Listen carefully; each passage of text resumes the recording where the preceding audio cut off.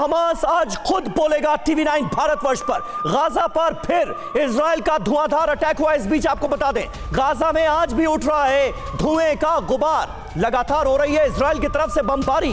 रात भर गाजा पट्टी पर हमले होते रहे, यह सिलसिला रुका ही नहीं।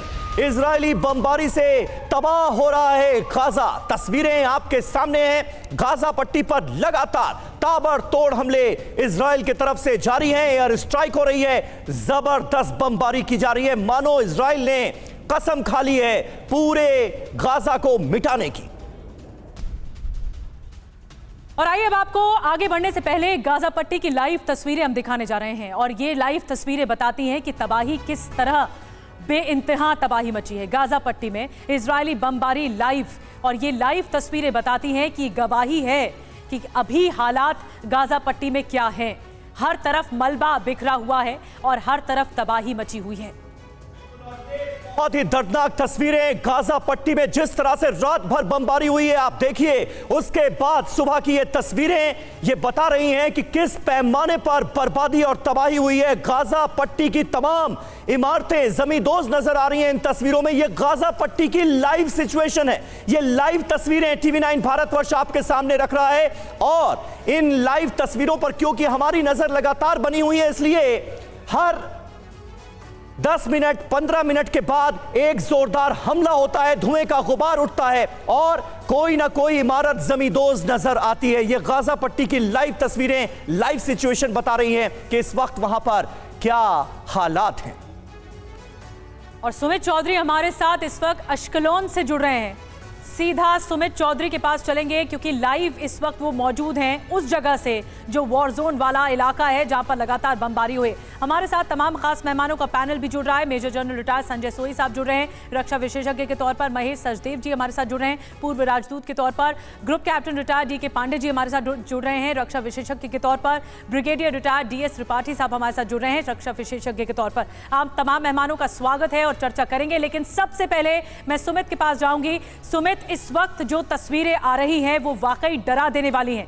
गाजा पट्टी से हमने लाइव तस्वीरें दिखाई और जहां तक नजर जा रही है सब तरफ तबाही ही तबाही है। आप इस वक्त जहां पर हैं वहां के हालात बताइए।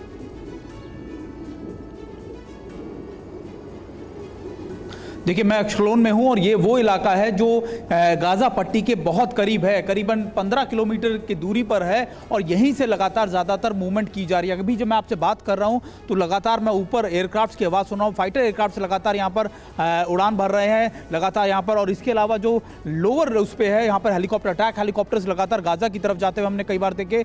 और यहाँ पर कल भी जब हम मौजूद थे, लाइव रॉकेट दागे गए थे हमास की तरफ से, जिसको आयरन ड्रोम ने निष्क्रिय किया, लेकिन फिर भी 2 से 3 जो रॉकेट थे वो रिहायशी इलाकों में जाके गिरे। काफी ज्यादा तबाही इन्होंने मचाई है और ये हमास की तरफ से भी लगातार किया जा रहा है। इसके अलावा सबसे महत्वपूर्ण ये है कि आखिरकार IDF किस तरीके से काम कर रहा है। IDF इस समय ना सिर्फ अपनी ग्राउंड फोर्सेस को आगे बढ़ा रहा है बल्कि उनको एयर सपोर्ट भी दे रहा है। आर्टिलरी, आर्मर्ड गन का भी इस्तेमाल किया जा रहा है। और ये सारी मूवमेंट इसलिए क्योंकि कल जब हम सीनियर अधिकारियों से बात कर रहे थे तब उन्होंने बताया कि अब ये कोशिश की जाएगी कि सबसे पहले जितने भी उनके मिलिट्री बिल्डिंग्स हैं, जितने भी मिलिट्री बेसेस हैं, जितने भी उनके पिन पॉइंटेड लोकेशंस हैं या फिर मेन बेसेस हैं, उनको सबसे पहले टारगेट करके बर्बाद कर दिया जाए। और उसके बाद हम हमास में फिर दोबारा से एक कह सकते हैं कि आप गाजा पट्टी पर हम अपनी ग्राउंड फोर्सेस को आगे मूव कर उन इलाकों को क्लीन करेंगे। अभी भी आपने जिस तरीके से आप बता रही थी कि हॉस्पिटल्स और सबको टारगेट किया जा रहा है, इजराइल की फोर्सेस खासतौर पर इस मामले में किसी को बख्श नहीं रही हैं। जिस भी बिल्डिंग के बारे में इनपुट मिल रहा है,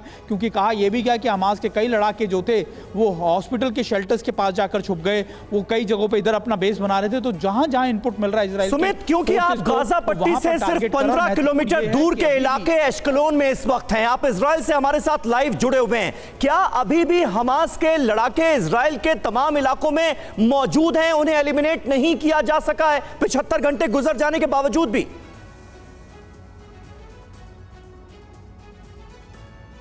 देखिए ये बात हमने भी जब पूछी थी आईडीएफ से तो उन्होंने बताया कि देखिए क्लीन हमने ज़्यादातर उन लोगों को मार दिया, लेकिन फिर भी हम अपनी कई लेयर सिक्योरिटी कर रहे हैं। अगर आप मोटे तौर पर देखें तो ये पैटर्न होता है खास तौर पर इजराइल की फोर्सेस का या आईडीएफ का कि पहले वो 10 किलोमीटर के रेडियस को जो गाजा पट्टी से लगता है उसको क्लीन करेंगे, उसके बाद वो पीछे के इलाकों, यानी वो लगातार ऐसे कॉर्डन्स बना रहे हैं जहाँ पे 10-10 किलोमीटर के फासले में इलाकों को कॉर्डन कर दिया जा रहा है। तो कई जगहों पर उन्होंने क्लीन कर दिया, लेकिन जो बहुत करीबी इलाके हैं, यानी जहां पर मैं मौजूद हूं, ये आखिरी वो इलाके हैं जहां से ये प्रोसेस बहुत तेजी से चल रहा है।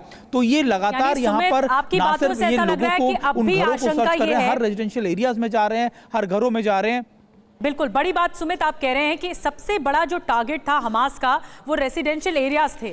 और सुमित आप सेफ रहिए, आपके पास कुछ देर में फिर आते हैं डिटेल्स के लिए। लेकिन सुमित जिस तरह से बता रहे हैं, अब भी आशंका है कि हमास के लड़ाके इजराइल में अंडरग्राउंड हो सकते हैं और उन्हें पूरी तरह से एलिमिनेट नहीं किया गया है।